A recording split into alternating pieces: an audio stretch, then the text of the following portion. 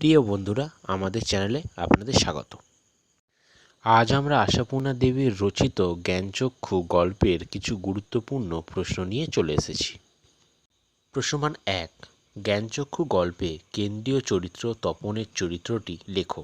তার জ্ঞানচক্ষু কিভাবে খোলে? প্রশ্নমান 2, তোমার গল্প আমি ছাপিয়ে দেব। বক্তা কে? সে কি ছাপিয়েছিল? কোথায় কিভাবে ছাপিয়েছে? ছাপানোর পরিণতি কী? প্রশ্নমান 3, শুধু এই দুঃখের মুহূর্তে গভীরভাবে সংকল্প করে তপন। কোন দুঃখের মুহূর্তের কথা বলা হয়েছে?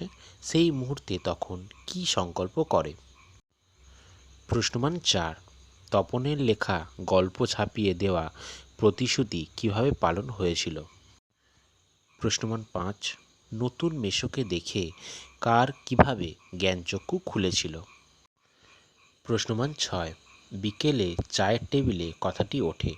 কোন কথাটি প্রতিক্রিয়া কী ছিল? প্রশ্নমান 7, পৃথিবীতে এমন অলৌকিক ঘটনাও ঘটে। কোন ঘটনাটি অলৌকিক তা লেখো। প্রশ্নমান 8, তখন আহ্লাদে কাঁদো কাঁদো হয়ে যায়। কখন, কে, কেন কাঁদো কাঁদো হয়েছিল? প্রশ্নমান 9, তপন আর পড়তে পারে না। তপন আর পড়তে পারে না কেন? প্রশ্নমান 10, পত্রিকা সকলের হাতে হাতে ঘোরে। কোন পত্রিকা, কেন সকলের হাতে হাতে ঘোরে? এছাড়াও তোমরা কিছু কিছু প্রশ্ন দেখে যেতে পারো। তপনের গল্প পড়ে ছোট মাসি কি বলেছিল? দ্বিতীয়, একটু কারেকশন করে করে দিলে ছাপতে দেওয়া চলে। কে কি ছাপানোর কথা বলেছেন? তৃতীয়, সূচিপত্রেও নাম রয়েছে। সূচিপত্রে কি লেখা ছিল? চতুর্থ, তপন মামার বাড়িতে কেন এসেছিল? পঞ্চম, আজ যেন তার জীবনের সবচেয়ে দুঃখের দিন। বক্তা কোন দিনটির সবচেয়ে দুঃখের? ষষ্ঠ, যে ভয়ঙ্কর আহ্লাদটা হওয়ার কথা সে আহ্লাদ খুঁজে পায় না।